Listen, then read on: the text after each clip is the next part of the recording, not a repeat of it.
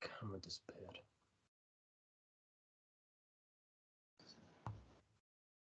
The answer to your question is, it is no. There we are.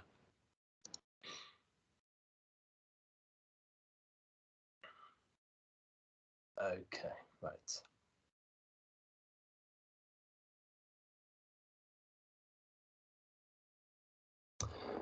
Okay, it's 5 past, so we'll make a start. So good afternoon, everyone. Thank you very much to those online and to those in the room who have joined us today for this week's UWEcyber seminar. Apologies, I can't make it, as most of you are probably aware. I'm currently coming to the end of my self-isolation period after a bout of COVID, so you'll be glad to know I'm feeling a fair bit better. Certainly better than I was last week. But nevertheless, so I apologise for not being able to be there in person today. We've got Ross Young joining us today from the Ministry of Defence, Abbey Wood. He is the head of cyber there, does a lot around information risk management, and he will be talking to us about that precise topic, information risk management, in particular thinking about MSc students who are studying that module at the moment and the assignment that you've had recently. You'll find that Ross's talk is very, very useful and very, very interesting for you. So without further ado, I'm going to bring in Ross, who will lead today's session. So thank you, Ross. Cheers, Phil. So yeah, good afternoon, everybody. Hopefully you can hear me okay. And yeah, thanks for the intro, Phil. No pressure, obviously, based on what you've just said. But yeah, I've got a briefing today to give you around information risk management. I will now attempt to share my screen and show you the material. So bear with me for 1 minute, and hopefully the technology will work. Right, can somebody please confirm that they can see a slide on their screen? Yep, we can see that. Yep. Good, fantastic. Okay, so yeah, as Phil said, my name's Ross Young. As a cybersecurity consultant within the MOD, I probably practice information risk management every single day in my day job. So you know, hopefully I can share some of that knowledge and experience this afternoon to everybody in the audience. The live brief today relates to a government organisation and their corporate level risk which exists for cyber. So I believe this is content which you've already seen and has been presented through Phil and Hassan. But I'm quickly going to cover the content here because it really sets the landscape behind this risk and the example that we're going to cover today. So, oh, can you still see? Can you still see the screen, by the way? Yes. Right. Okay. Something's happened at my end. Bear with me a minute. Hold on. Right. I've just had a bit of an IT glitch. Bear with me 1 minute. Right. Can somebody confirm again when they can see the slide? We can see it, Ross, now, and a bit of live mitigation as well, so for the talk. So yeah. Okay. Great. All right. Sorry about that. So yeah, this first slide is all about understanding the landscape. So a risk can be broken into 3 main parts. You know, firstly, the cause. In this case, it's the potential vulnerabilities which exist across the security landscape. Second, we have the event. Again, in this case, the cause which instigates that event can lead to an organization's infrastructure, capability, services, or applications being subjected to some form of cyber incident. And lastly, we have the consequence or the impact from this event occurring, which could lead to some form of compromise against the security trilogy, which we know as confidentiality, integrity, or availability, which may then lead to reduced resilience, perhaps reduced safety, perhaps some of our capabilities being, no longer effective, perhaps loss of services. There might be some financial impact. We might be penalised by the regulator, the likes of the Information Commissioner's Office. We might actually receive or damage our reputation. So, lots of negative things there in terms of impact. That definition on the screen is quite broad. It encompasses a lot of things, and I'll be interested in your thoughts with regards to the definition itself. Whether you think it's a good one, whether you believe it's valid, whether it could be simplified, etc. So I'd be really interested in your thoughts around this definition, and perhaps you can raise it at the end of the session. But this risk applies to the whole business, and it can be assigned to 3 distinct areas: IT and infrastructure, equipment, and logistics and support services. There could well be others. The nomenclature, the distribution may well vary and be different in other organizations. But fundamentally, this risk, this example, exists in these 3 main business areas. Was that a question, Phil? No, that's not a question there. Sorry. Oh, okay. I'll keep going. In terms of ownership and accountability, there are 3 different owners and a separate person who is actually accountable for the risk. They are all directors within the organization. And the fact that there is shared ownership adds to the complexity of the risk itself. And I'll touch upon that within the next couple of slides. Are there any thoughts or questions at the moment with regards to the landscape and the scope of the risk itself that I'm referring to here just now? Nope. Okay, I will move on. So, staying with the challenges posed by the risk, because I just touched upon one there where we have different owners and somebody else who's accountable for the risk, and that adds complexity. There are other challenges associated with this risk. So due to the complexity of the risk and the fact that it is so broad and applies to that whole business, it's difficult to establish a baseline view or baseline level of the risk exposure. We talk about risk appetite.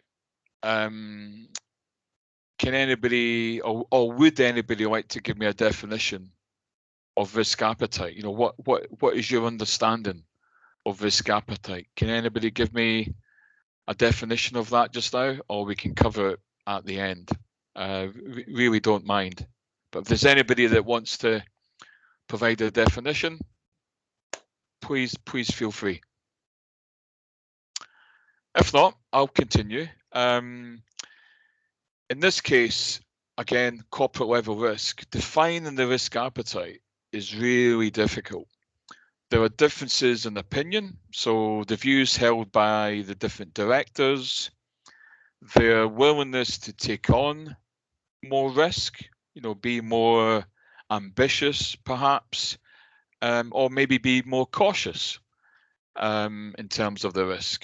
Each director will have a different strategy, and they're all dependent, of course, on their resources, the security experts that they have at their disposal to help mitigate the risk, to act upon it, the tools and applications, the processes that they have, and so on. These all vary across the three business areas. What may be considered important, let's say, within the logistics and support services area, maybe not as critical as something that is being considered within the equipment space. So there's going to be variation in terms of what each director believes is important, and how they prioritize the resources towards mitigating the risk. Therefore, establishing a collective approach in terms of what level of risk would be considered acceptable and what would be excessive poses a challenge.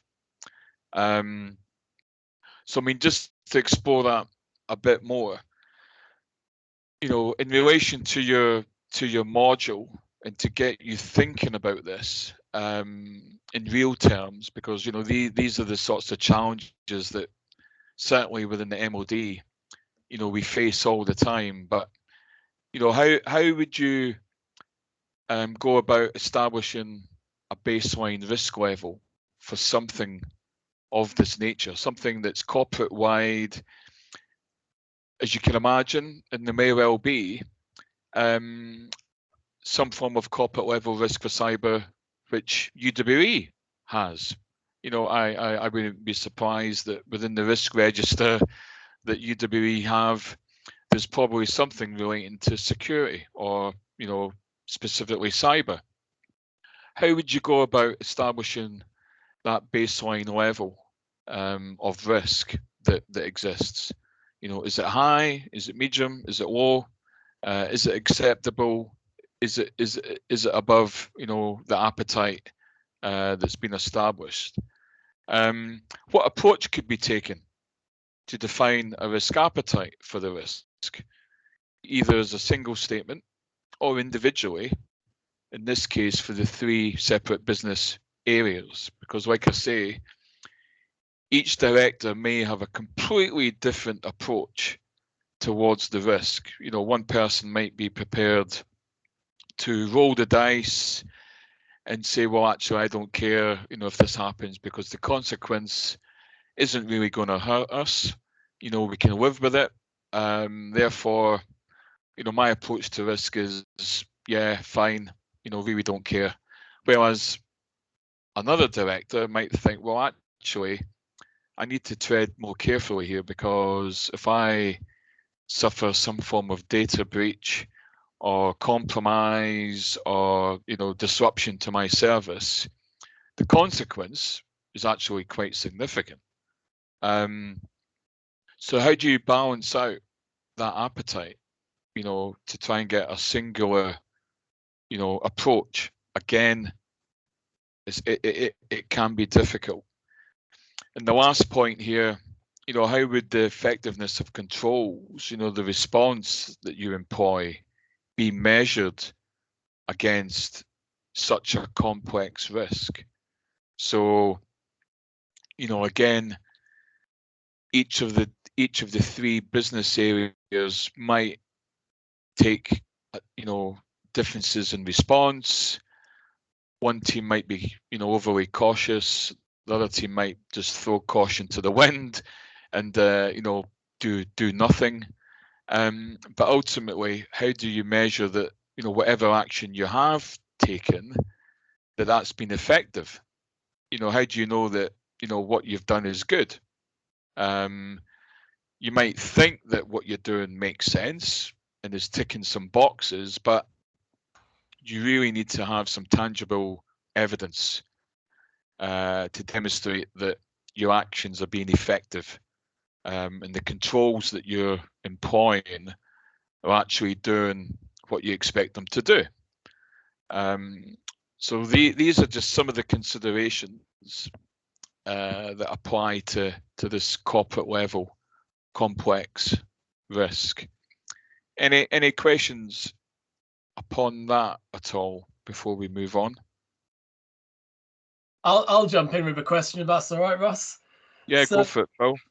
So this idea of being able to define the risk appetite and trying to get the multiple views of all of your directors, and this idea, how can you get this baseline risk that represents the whole landscape? I guess what I'm thinking is, well, you know, all risk has to have an owner. So is it that when you're trying to define this this overarching risk profile for that encompasses all these different departments, is it down to, well, who is it who's going to own that risk, and essentially they get to call the shots as to how they want to play that risk? Yeah, pretty much, Phil. I believe. I mean, not to, yeah. I mean, well, yeah. I mean, this is probably quite common in a lot of organisations, but you know, you may find that the person who owns the risk or who is accountable for the risk might have no knowledge, expertise, competency when it comes to risk management. You know, there might be no formal level of security expert. They're just a director. You know, and this is just one of the things that they have to manage. So yeah, there's always got to be somebody that has the final say, of course, you know, and within the MOD, we're quite good at that, I suppose. But that individual is going to rely upon experts and their advice and guidance. So yeah, but yeah, somebody always has the authority to say, right, okay, that's where I'm setting the bar. That's what I'm willing to accept. That's what I'm not willing to accept. You know, and it's on that individual. So yeah.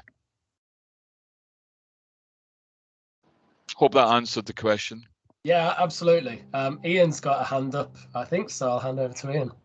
I was just going to comment that I had a quick nose at UWE's risk register while we were talking. Oh, right. Okay. Define baseline risk at all. Risks are against individual assets. The individual assets have owners who, as you just said, quite possibly have no technical expertise. Managers who are expected to manage the risk against that asset. Yeah, and that I think is quite a common breakdown understanding, I would say, Alan. However, that end point there that you mentioned, where it's then down to the project manager to try and manage the risk that's applicable to him or her, that's often where it then derails, in my experience, because if it's purely left to that PM to manage, the likelihood is that they're not a risk expert, you know, from a security point of view, and they'll either try and manage it the best way they can, or they won't know where to turn to or to seek that guidance and advice. You know, and that's when things begin to happen. So yeah, you know, I mean, risk management, when you look at it that way, is really it's everybody's, you know, thing to manage. Rely on experts. They're there for a reason. Exploit them. You know, they're there to help. Okay, will I proceed? Sounds like I should.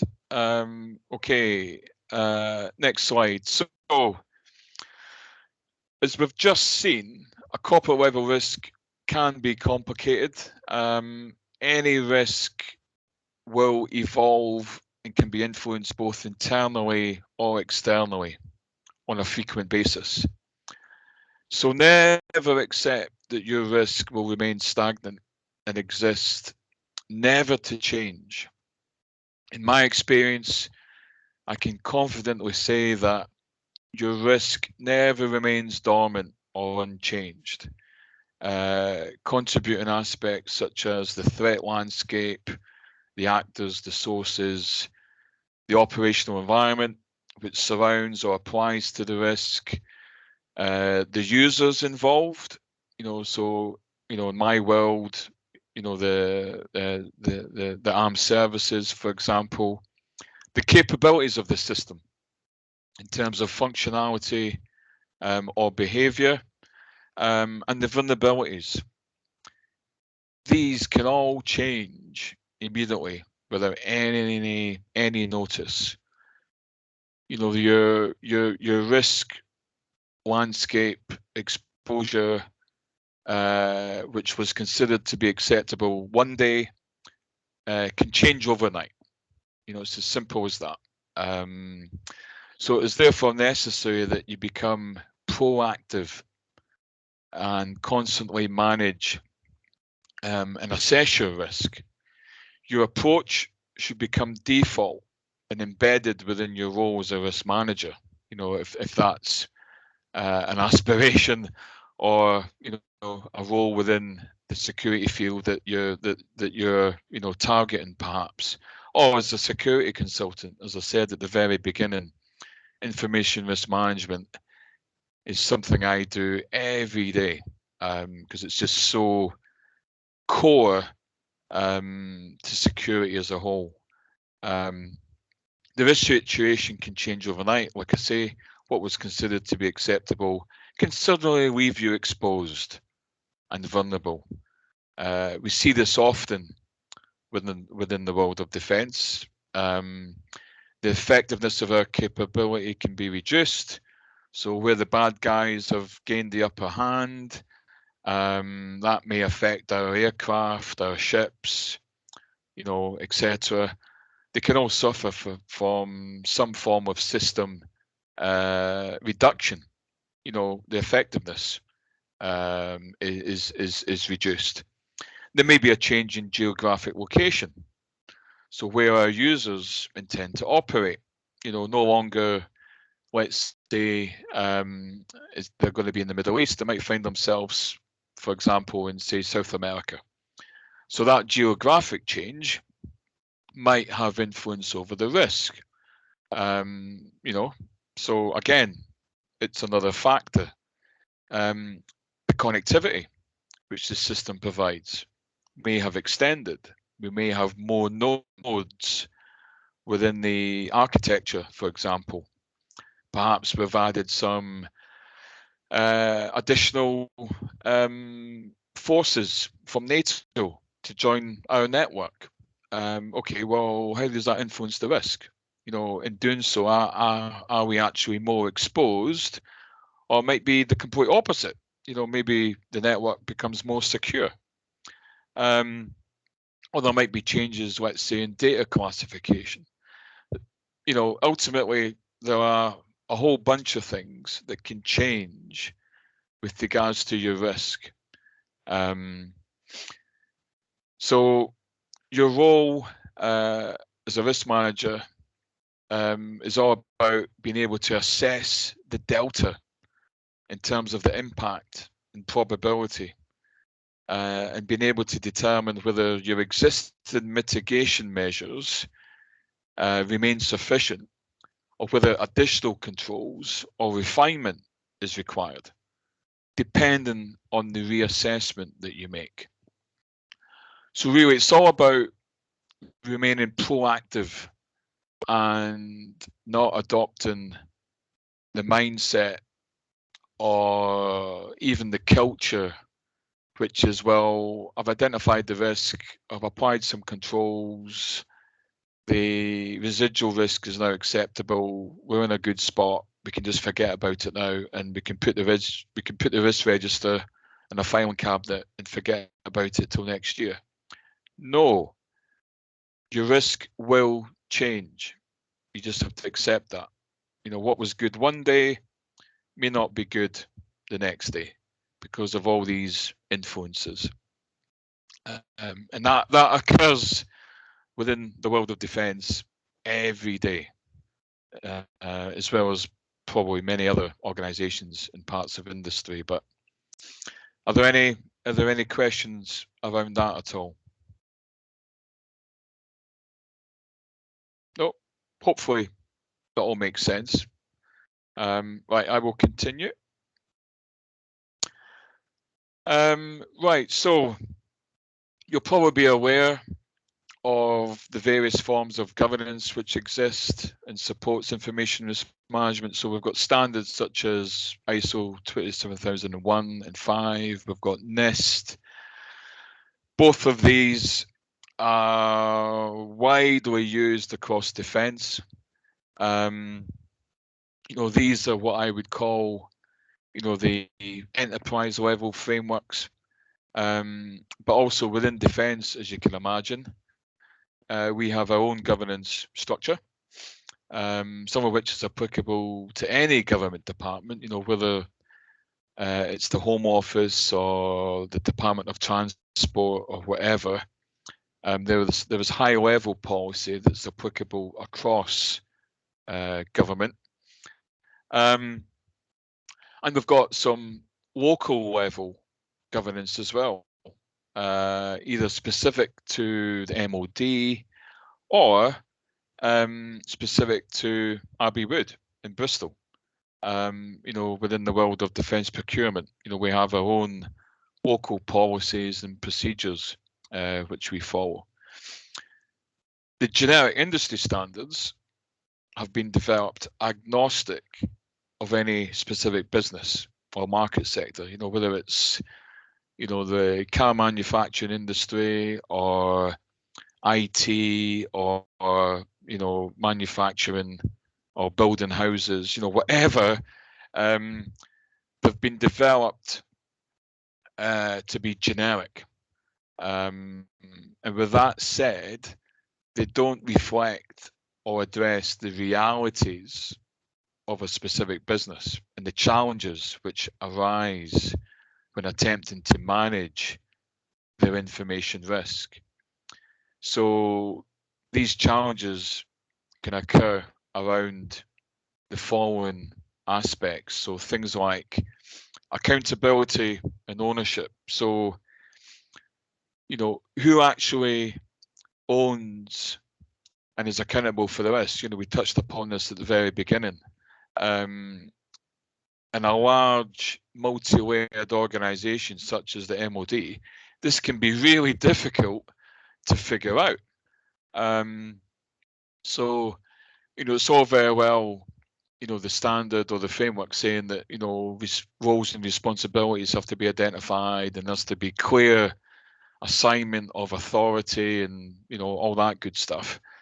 But actually, in reality, finding the individual who is accountable and who owns the risk within an organisation like the MOD can be a massive challenge.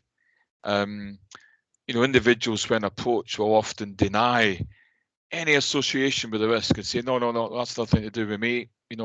Try that individual or go to that team. I think it belongs to them.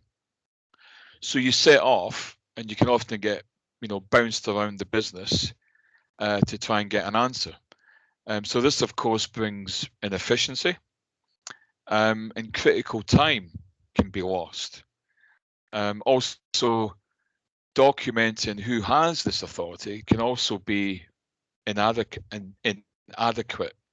So, for example, if the individual's been identified, but that is publicised through one single document or in the top corner of a single intranet page, then the likelihood is that people aren't going to know. They just won't find the information. It'll be hidden away in the archive somewhere and people just won't know about it. So again, in reality, it can be difficult. Decision making. So kind of attached to my previous point about accountability and ownership, often critical decisions are required in relation to a risk. Is the level of exposure acceptable? Question mark. Can a military operation proceed? or does it need to be revised or delayed? So there's always that go, no-go decision, which is important. And again, if we don't know who's accountable and who owns the risk, making that decision, again, can pose a challenge. You know, and it's often time critical. You know, we need an answer by this afternoon, you know, before the ship sets sail or the aircraft takes off. You know, what do? You know, are we still in a good position, or are we now, you know, exposed to a greater risk? You know, somebody always has to make a decision. That's why we have a duty holder framework within the MOD, because these people who make the decisions are held accountable. Accuracy and confidence. So is there sufficient accuracy associated with the risk to enable a decision to be made in the first place? There can be conflicting views from the intelligence community, for example. There might be some misinformation around the risk. You know, maybe one of our adversaries is deliberately trying to cloud the situation and say, no, this is what you want to believe. This is actually what's happening, when really, no, it's not. You know, we know different. And, you know, there needs to be a level of confidence behind the interpretation of the risk to allow the decision making to occur. Again, within defence, this may be reliant upon several different organisations, and you know, trying to establish the responsibility, you know, trying to deconflict differences in opinion, you know, from SMEs or different teams, can also, you know, present a challenge. You know, so getting the accuracy behind the risk, instilling the confidence behind what we understand to allow the decisions to be made, can be difficult. Auditable and traceability. So as a government department, it's important that our actions with regards to risk are recorded and justified. Again, given the complexities within an organisation like the MOD, establishing some form of golden thread which provides a trace for the actions taken with regards to risk management can pose a challenge. This issue also encompasses other challenges, such as configuration management.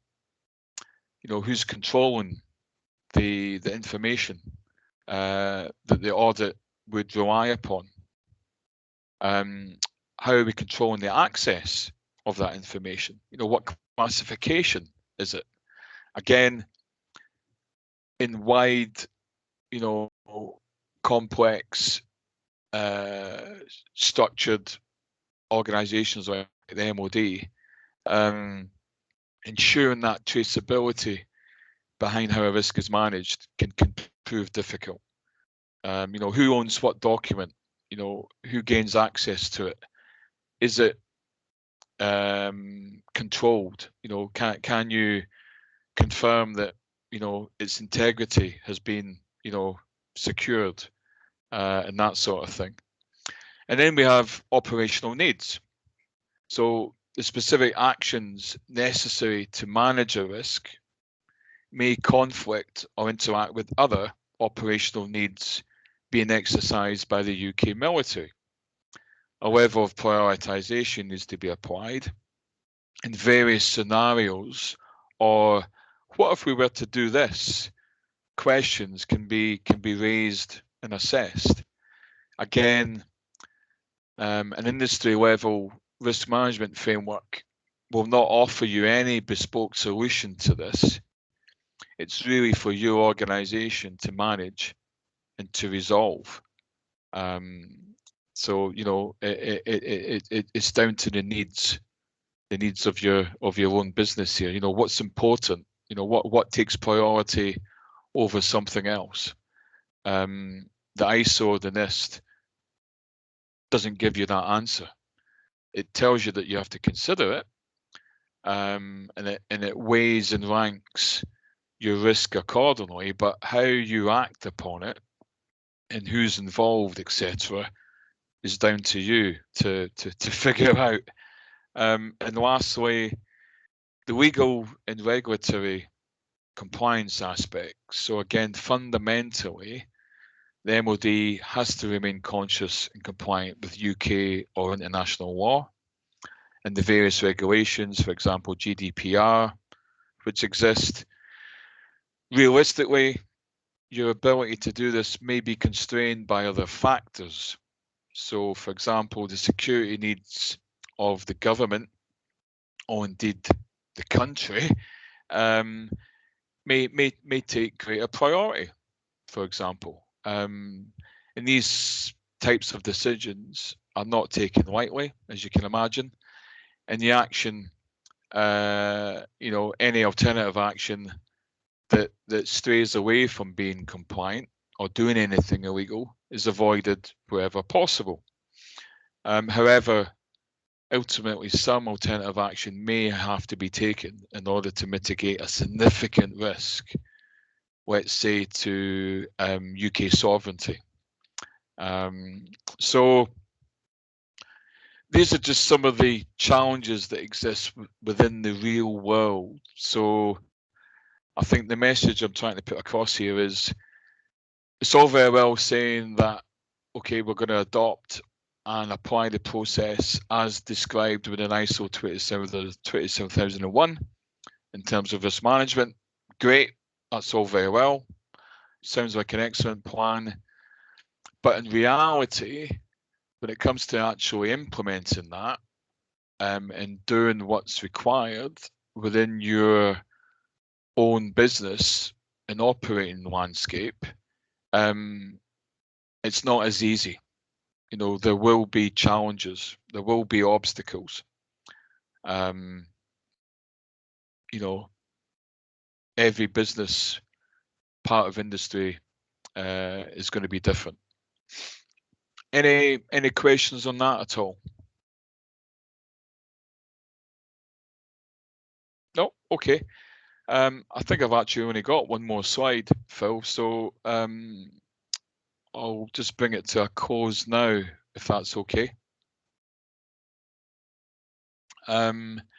So hopefully what I've given you this afternoon in terms of this live brief has given you, some further reason to think about information risk management on the whole. It's perhaps triggered some areas that you want to investigate further in support of, the IRM module, which you're undertaking just now.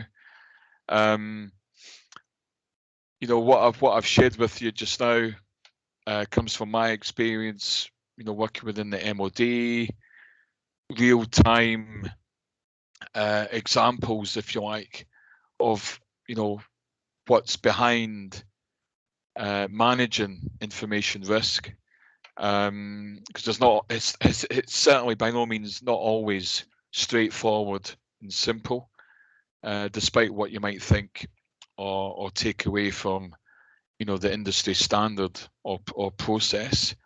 The main takeaways that hopefully you've gained and accepted from this brief this afternoon is the fact that information risk management will vary depending on your business. What your business objectives are.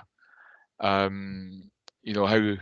serious your senior leadership consider information risk.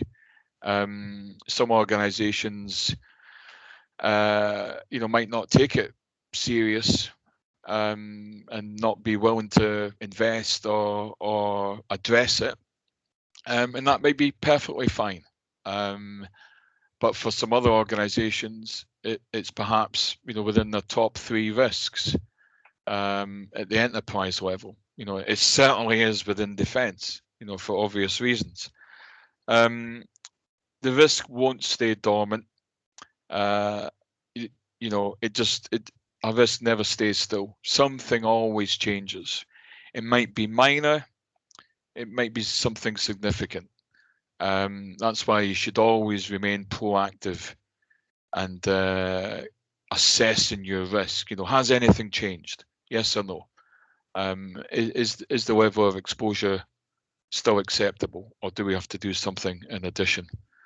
The generic standards are useful, of course they are.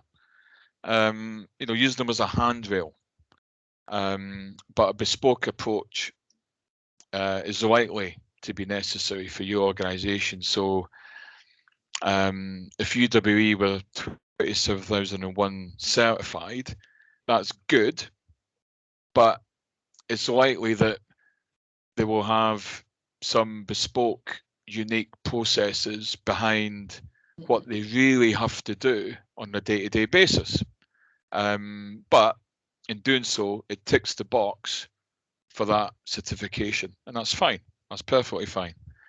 Oh, bit of a typo. Be conscious of the real-time challenges that exist. So, you know, actually implementing what the likes of 27001 asks for may not always be straightforward and easy. You know, the doors may be closed in front of you, obstacles will arise, even getting buy-in from your senior leadership or management towards managing the risk may be difficult. So, you know, be conscious of the challenges that will face you, and these will vary given your organisation. So that's it from me, Phil. So yeah, happy to take questions now. Excellent. Thank you very much, Ross. We did have a hand up. Matthew, if I bring your mic on, do you want to ask your question?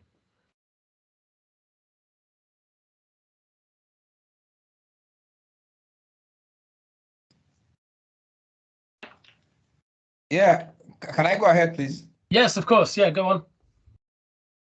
Okay, in recent time, there's been a very massive increase in demand by organizations that prior to now really don't mind so much about information risk management, especially in relation to ISO 27001.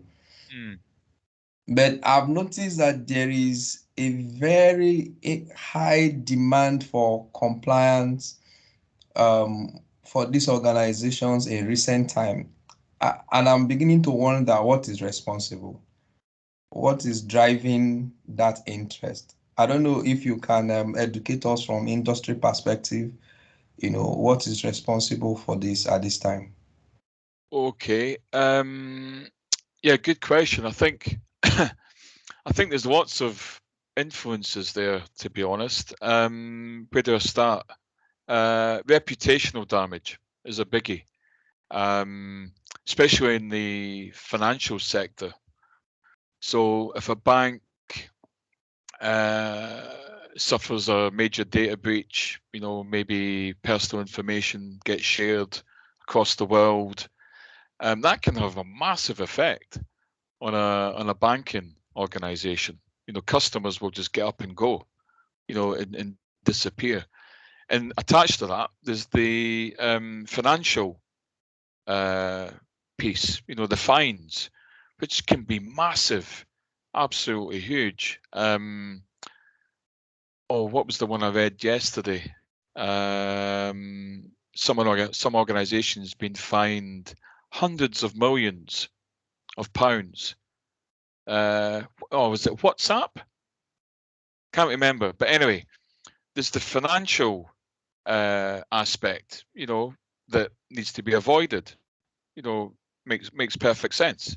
Why wouldn't you protect personal information and just, you know, take a laid back approach and say, yeah, we don't care, you know, yeah, okay, they're going to fine us. Well, you know, the financial penalties are huge. And really, we've got laws, regulations that expect and dictate that organizations have a duty of care. You know, they have to apply due diligence when it comes to things like, you know, security of personal information and security as a whole. So there's lots of reasons behind the need to do this, and why there's probably been an increase in demand and attention. You know, legislation, financial penalties, technology itself, you know, the information of things just continues to expand and expand. And in doing so, our data is also potentially, you know, being shared more broadly with other people, other organizations, and the control of that becomes more and more of a concern and an interest. So, yeah, what's the reasons why the demand or the interest is increasing? Does that answer the question? Yeah, thank you very much.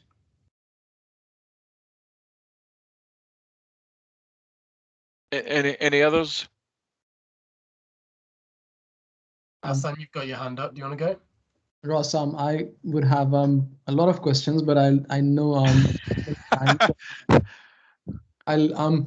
there are some. First of all, thanks for doing it, and as the students would endorse at some point that it was very useful for them to get an actual perspective, because we have occasionally discussed that all these specifications and frameworks are good to learn and know about, but when things are actually done in the field, they are slightly different, and the compliance is not as we discuss academically with all these frameworks. So hearing it from somebody who's done it day in and day out for decades is a good endorsement.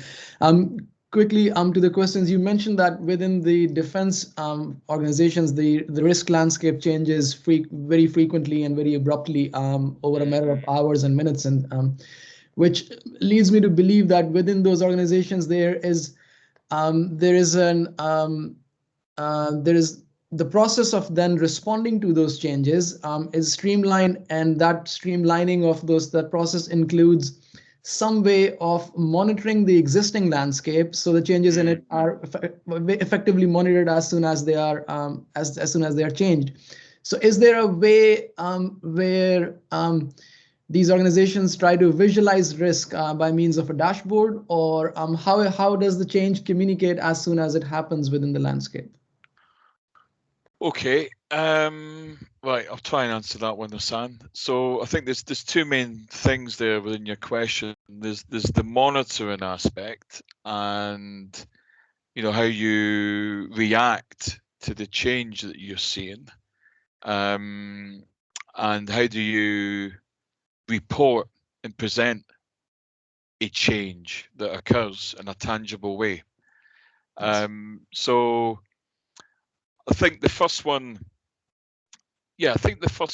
is easier because like most organizations, the MOD have a security operations center, a SOC, which, you know, actively in real time monitors our networks, you know, throughout the UK, looks for obviously signs of some form of disruption, you know, an attempted attack, anything that looks unusual in the way of data traffic and so on. So there's that active monitoring piece occurring, you know, in the background, you know, just to keep an eye on things. It becomes more difficult when we have capabilities deployed. So, you know, we've got 6 Typhoons operating out of, you know, some base in the world, with some other assets, you know, maybe a Type 45 destroyer, maybe some land forces. Monitoring that risk from a real-time point of view is a lot more difficult. It really is. You rely upon the users that are there, you know, actively giving you information, what's changed, what's happening here, what's happening there. So that's like real-time tactical stuff, and that's a lot more difficult. In terms of how it's reported, yeah, we try and keep things simple. We present risk, for example, as red, amber, green, high, medium, low. It is based around intelligence that we're able to gather. It is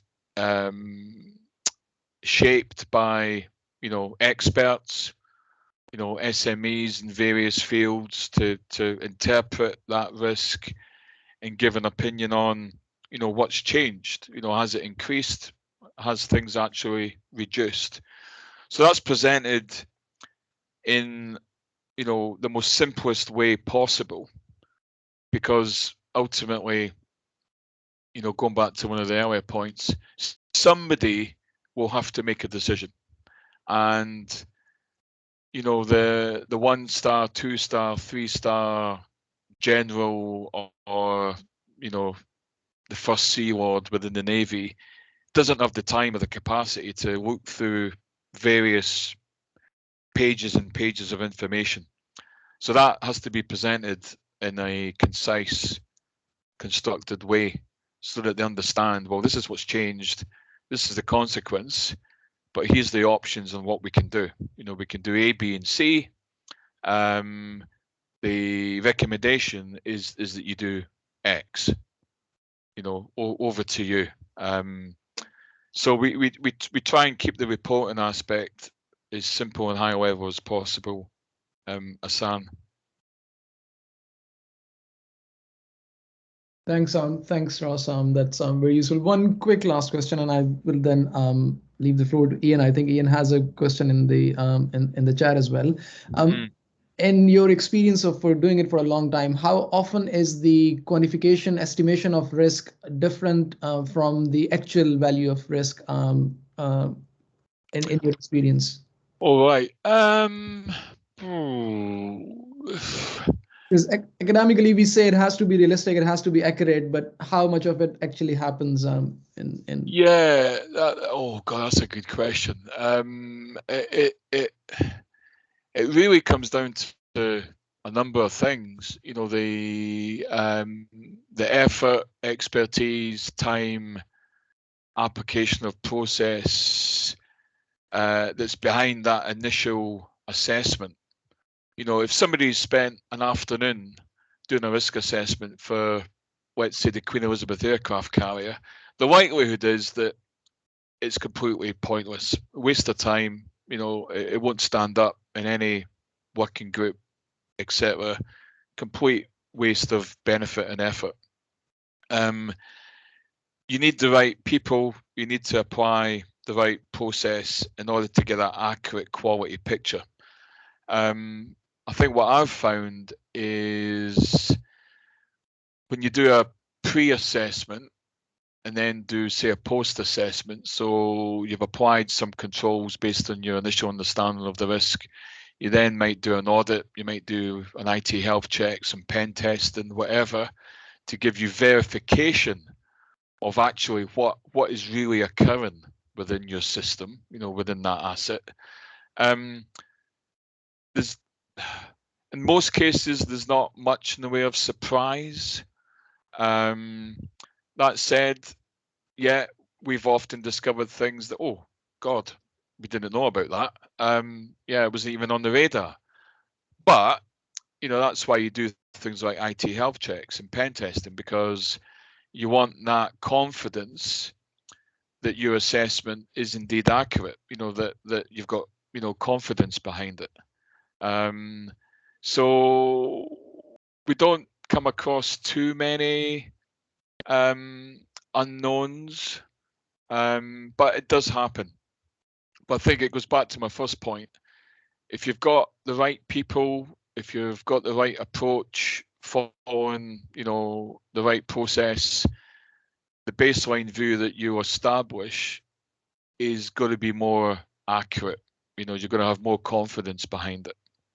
And the level of effort you apply depends on whether it's something like the Queen Elizabeth aircraft carrier or whether it's a standalone laptop running a single application.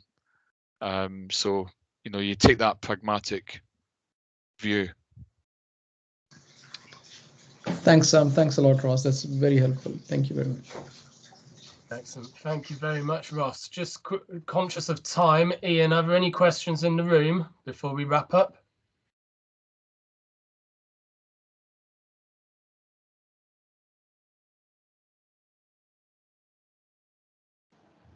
It doesn't look like it. No. Okay. I'll go back quickly to my comment. Matthew was asking what was driving looking for ISO 27001 compliance. And most government contracts now, even for SMEs, require Cyber Essentials or ISO 27001. So I think it might well be a driver in the UK for. It is. No, that's a good point, Ian. I mean, part of any contract now with the MOD, one of the commercial requirements is what we call DEFCON 658, which relates to, for example, the supply chain cyber risk. And having something like Cyber Essentials certification demonstrates that that company is taking some form of action to address that. So yeah, that's a good tick. Excellent. Final chance for questions, anybody?